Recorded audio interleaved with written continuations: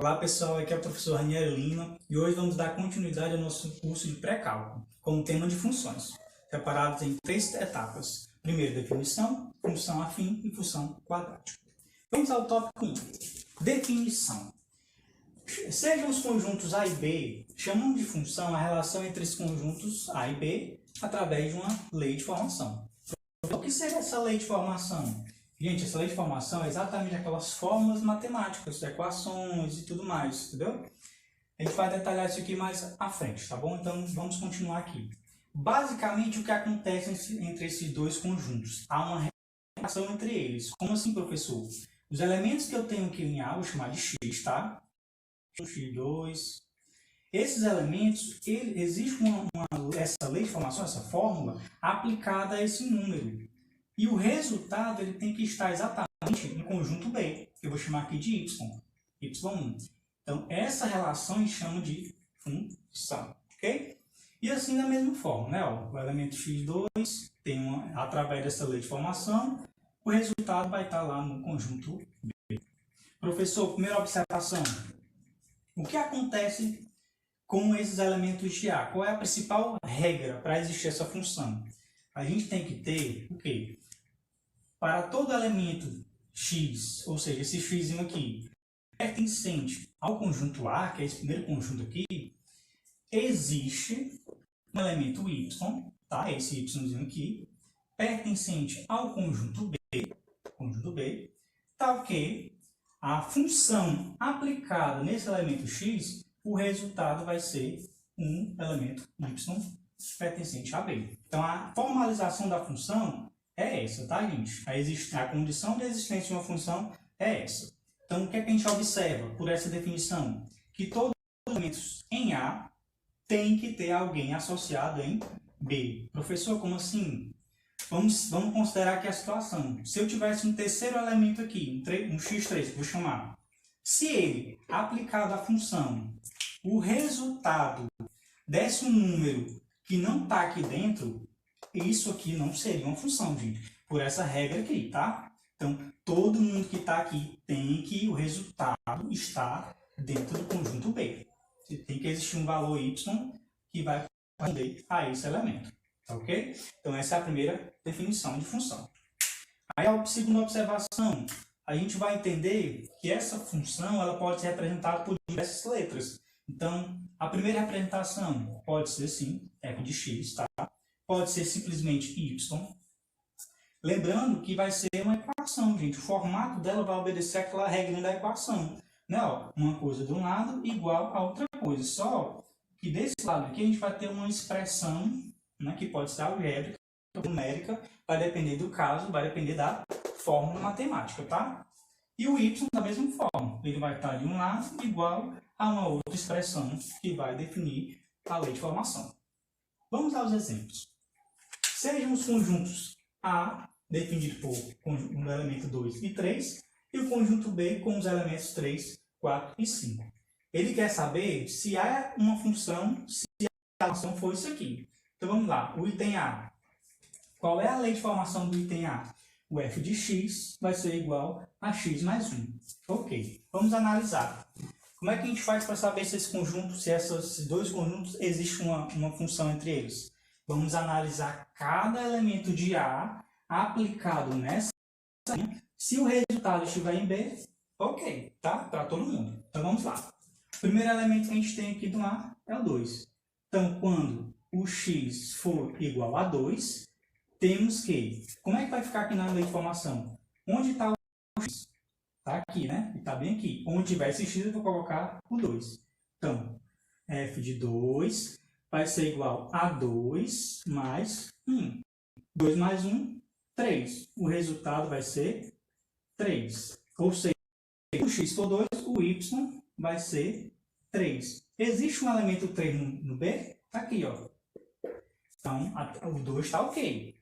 Vamos ao segundo elemento, o elemento 3. Então, no segundo caso, o meu x é 3, tá? Então, onde tiver o x, eu vou colocar o 3. Então, vamos lá. O f de 3 vai ser igual a x, né? Mais 1, ó, 3 mais 1. Então, a gente tem o quê? que o meu f de 3, minha função aplicada ao número 3, vai ser exatamente 3 mais 1, 4. Então, o meu y vai ser 4. Então, quando o meu x for 3, o resultado vai ser 4. O 4 está no conjunto B? Está aqui, ó. Opa, então os meus dois, está aqui, o 2 está relacionado com o 3 e o 3 está relacionado com o 4 no primeiro exemplo. Então, existe uma função. Ok. Ok, ela forma uma função.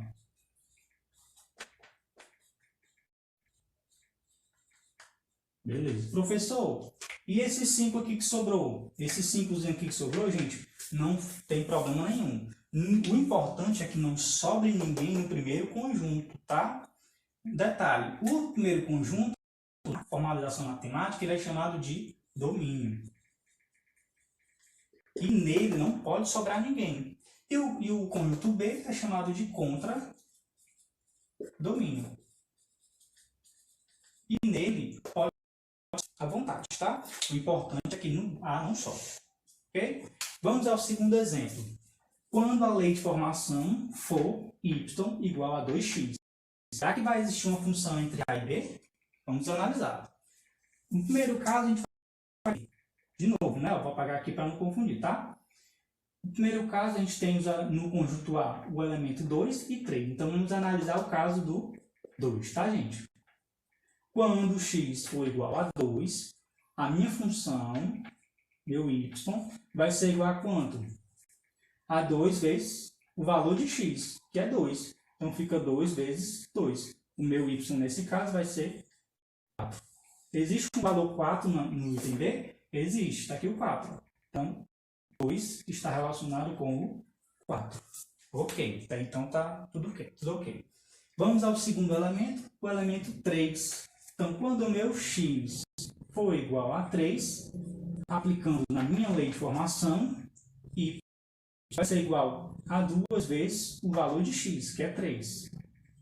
Então, 2 vezes 3, o meu y, nesse caso, vai ser 6. Professor, é 6. No B, existe algum 6, gente? Opa, tem um 5. O 6 está fora. Cadê o 6? Ou seja, aconteceu o caso de que o 3 se relacionou com um elemento que não está no conjunto. Ou seja, nesse caso, não existe função.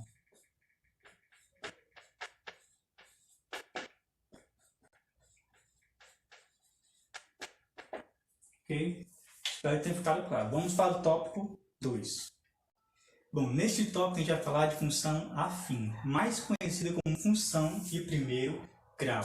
Gente, a sua forma geral, ela obedece a essa regra, tá? Onde eu tenho um y igual a x mais b. Aí vamos lá os pré-requisitos, né? Quem são esses elementos a e b? Eles são números reais, tá? São números fixos para cada função. Para cada lei de formação, como eu falei anteriormente, ela vai ter um valor A e um valor B específico, fixo para ela, tá? E o elemento X, pertencente também aos reais, vai ser um valor variável. Ele é que vai ficar alterando a cada exemplo, a cada situação. Lembra do conjunto A? Então, o X são aqueles elementos lá. Cada um vai dar um resultado e assim por diante, tá? Aí vamos lá, outra observação. Esse Azinho aqui, gente, é importante lembrar disso, que esse A, na função afim, ele vai estar sempre grudadinho com o x. E o B, esse elemento B, ele vai ser um termo independente, ele vai estar mais afastado, né? A mesma da equação de primeiro grau, que a gente falou na aula passada. A gente tem sempre um elemento com x, tá? E um elemento independente, que nesse caso aqui vai ser o elemento B e o elemento A vai estar com x, sempre, tá, gente? Aí a pergunta é, como função afim? Gente, no caso das funções, a gente tem o quê? A gente tem uma igualdade de expressões, uma equação, tá? Porém, para eu resolver, a gente precisa ter alguma informação. A gente tem ou um valor de x ou um valor de y. Se eu tiver o x, eu vou encontrar o valor de y. E se eu tiver o valor de y, eu vou encontrar o valor de x, tá? No caso da afim, ela vai obedecer à regra da equação de primeiro grau. Então, a gente vai lembrar da aula passada, onde eu ensinei como é que resolve a equação de primeiro grau, tá? Então, você vai lembrar que aquela regrinha lá básica vai servir para esse tipo aqui de equação, de função. Opa, errei aqui. Grau.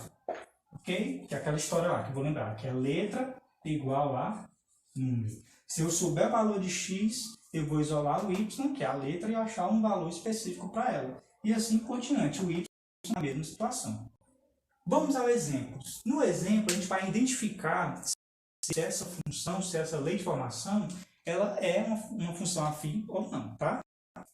Primeira coisa, para eu saber que ela é uma função afim, eu tenho que saber se ela obedece a essa estrutura. Se ela tem o elemento A, o termo x variável e o elemento B diferente. Então vamos lá. No exemplo A, y igual a 2x mais 3.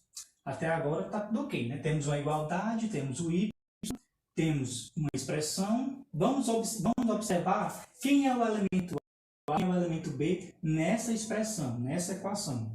Vamos lá. O elemento A, como a gente sabe, é sempre quem está juntinho do x. Qual é o número que está junto do x aqui, gente? Esse 2, né? Ó. Então, esse 2, nesse exemplo, vai ser... E o B é o termo que está separado, independente, que é o 3. Então, ok, ela é uma função afim. Ela tem os dois elementos principais, obedece à formação, ok.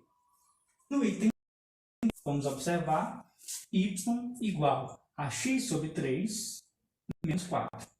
Vamos analisar o seguinte. Ela tem a igualdade, ok. Tem uma expressão do outro, é uma equação, ok. Vamos identificar o A e o B. Quem é o A, como já falei, é o termo que multiplica o x, que está juntinho do x. Professor, eu estou vendo esse 3 aqui embaixo, ele está junto com o x. No caso aqui, vai ser o 3? Gente, pegadinha do malandro, viu? Aqui, ó, lembrando da regra geral de equações em caso de frações também. Quando não tem nenhum número, quem é o número que está lá escondido? Que é o chamado número oculto, né? O ninja. O 1, né, gente? O 1 vai estar aqui, ó, multiplicando o x escondido.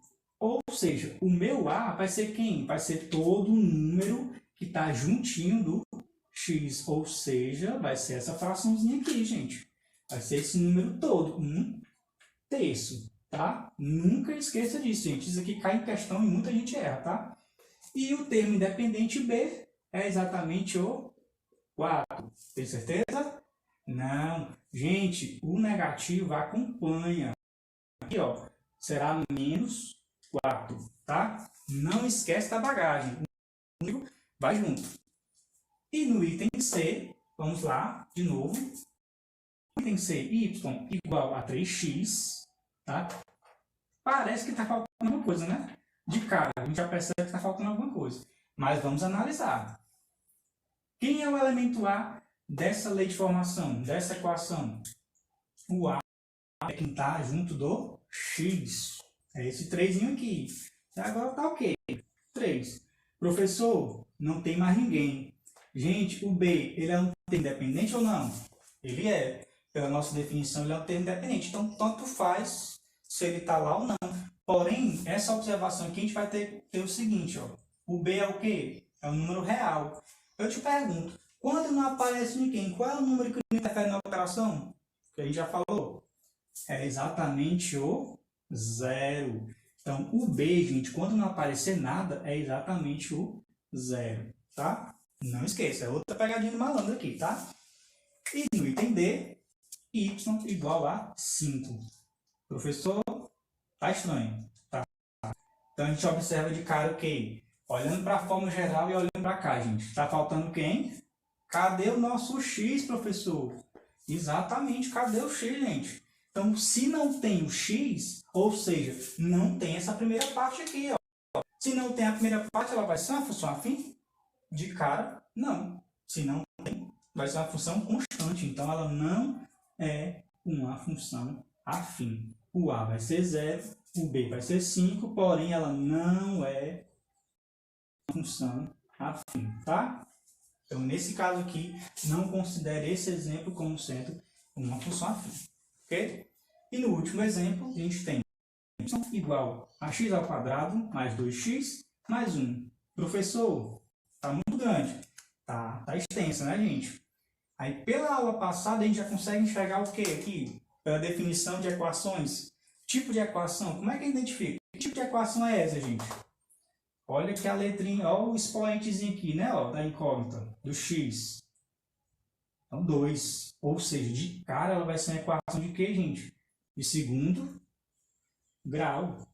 Professor, mas a gente está falando de equação de primeiro grau, onde o maior expoente do x é 1.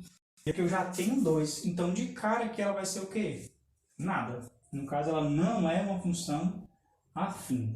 O a e meu b aqui não vai caber para a situação seguinte. Então, ela não é uma função afim. Excluído. Vamos para o próximo tópico. Neste tópico, nós iremos falar sobre função quadrática, ou mais conhecida como função de segundo grau. Gente, a função de segundo grau ela tem essa estrutura matemática, tá? Ela obedece a seguinte estrutura, onde esse A, esse B e esse C, como eu já falei anteriormente, na mesma fórmula lá do primeiro grau, aqui também eles vão ser números, tá? E números fixos para cada tipo, cada exemplo de função, tá? O x, no caso, a letra x, também vai pertencer sendo a variável pertencente ao conjunto domínio, tá? Primeiro conjunto. São todos aqueles elementos do primeiro conjunto. Novamente. Aí, observação importante. O a, nesse caso da quadrática, ele sempre vai estar juntinho do x ao quadrado. O b vai estar juntinho com o x e o c vai ser o termo independente, tá, gente? Então, a gente vai ter essa pequena alteração da primeiro grau para segundo grau. Vai mudar um pouco a organização do A, B e acrescentar o elemento C. Aí a pergunta importante, como resolver uma função quadrática? Muita gente pergunta, né? Professor, como é que eu faço para resolver? Peguei a função e fiquei assim, embananado. Gente, novamente, quando se trata de função, a questão ou a situação tem que informar quem é o seu x ou quem é o seu, para poder você resolver, tá? Lá na maneira da equação, no caso aqui de segundo grau. Aqui a forma que você vai utilizar é a forma Bhaskara, que a gente vai na equação de segundo grau. Tá? Aqui essa fórmula ela vai ajudar bastante para resolver. Quando não, né? Quando você tiver, claro, esses dois elementos. Quando você tiver o x, você encontra de maneira direta o y. Quando você tiver o y, você pode utilizar a fórmula de Bhaskara e achar o elemento x, que são exatamente as raízes, tá? Também é outro nome que a gente dá para esse valor de x, as raízes da equação. Então, vamos lá. Por exemplo aqui, vamos analisar se esses exemplos são equações de segundo grau ou funções quadráticas. Vamos lá. No item A, a gente tem y igual a x ao quadrado mais 2x mais b. Nesse exemplo, a gente tem que analisar quem é o b e quem é o c. Gente, de cara a gente já percebe que ela é uma função quadrática. Por quê? Olha o expoente aqui, o maior expoente do x, né, da incógnita, é 2. Então, ela já é uma função quadrática. Show! Vamos analisar se ela está completa, né, com A, B e C. Quem é o A? Pela formação, pela forma geral, a gente tem que o A está junto do x ao quadrado. Então, quem está aqui junto do x ao quadrado? Professor, não estou vendo ninguém. Quando não tem ninguém, a gente lembra novamente que é o elemento 1, tá? O 1 está escondidinho aqui. Então, a gente vai chamar aqui o A de 1. O B é quem está no x, né, normal, tá? Então, aqui, quem está junto no x normal é o 2. Ok. E aqui o termo independente, que agora vai ser o elemento C, ó, o termo independente, ó, o elemento C. Então, aqui no caso vai ser quem está sozinho é o 3. Pronto, nós já temos os nossos 3 elementos e o item A é uma função quadrática. Ok. No item B, a gente tem aqui uma estrutura, né? Vamos analisar aqui, y igual a x ao quadrado mais 6x. E ficou um vazio aqui, né? Ficou uma coisa faltando, deu uma faltinha ali, né? Mas vamos analisar. Ela é uma função quadrática? De cara a gente observa que sim, né? Ó, Ó, a gente tem um expoente aqui, 2. Então, se ela tem um 2 em cima, ele é o maior expoente. Ok, é uma função quadrática. Show. Agora, vamos reconhecer quem é o A, quem é o B e quem é o C. O elemento A é quem está aqui na frente do x ao quadrado. Quando não tem ninguém, é porque tem um 1zinho aqui escondido. Então, novamente, temos um na frente do A. O elemento A. O elemento B é quem está no x, normal. No caso aqui é o 6. Ok. E o elemento C é o termo independente. O professor está faltando aqui. Está faltando alguém. Como a gente já falei anteriormente, quando não tem ninguém, o termo independente, né, é real. E quando não tem ninguém é o zero. Né? A gente vai lembrar aqui novamente, quando o termo independente vai ser zero. Tá, gente? Quando tiver faltando alguém, esse elemento vai ser zero. Então, aqui está ok. Ela também é uma função de segundo grau. No item C, a gente tem y igual a x ao quadrado menos 9. Ficou faltando alguma coisa aqui, né? Ficou faltando um elementozinho aí. Mas tudo bem. Ela é uma função de segundo grau? Sim. Temos aqui o maior. Ok. Vamos analisar quem é o A, quem é o B e quem é o C. É novamente o elemento que está na frente de x ao quadrado, número, né? Coeficiente. Quando não tem ninguém, é o 1, tá? Então, o A, mais uma vez, vai ser 1. O B é o elemento que está junto do x, ó. Eu não estou vendo ninguém com x aqui sozinho, então, quando não tem ninguém, é porque ele é o 0, tá? E o termo independente C é um só. Temos aqui o 9. Aí eu lembro a vocês que o negativo acompanha. Seria uma forma de bagagem. O negativo acompanha o valor. Então fica menos 9. O elemento C será menos 9. Ela vai ser a equação de segundo grau? Sim. Ok. E no item D, a gente tem y igual a x mais 10. Né? De cara a gente já percebe o quê? Que ela não tem o expoente 2. Não está faltando um 2 aqui, não. Não tem ninguém. Quando não tem ninguém, o expoente é 1, então ela é uma equação de primeiro grau. Então ela não é uma função de segundo grau. Tá? Então se ela não tem um 2 em cima, ela não é de segundo grau, então ela não faz sentido falar quem é o A, quem é o B e quem é o C. E esse foi o nosso terceiro encontro. Espero que tenha ajudado muito e até a próxima aula.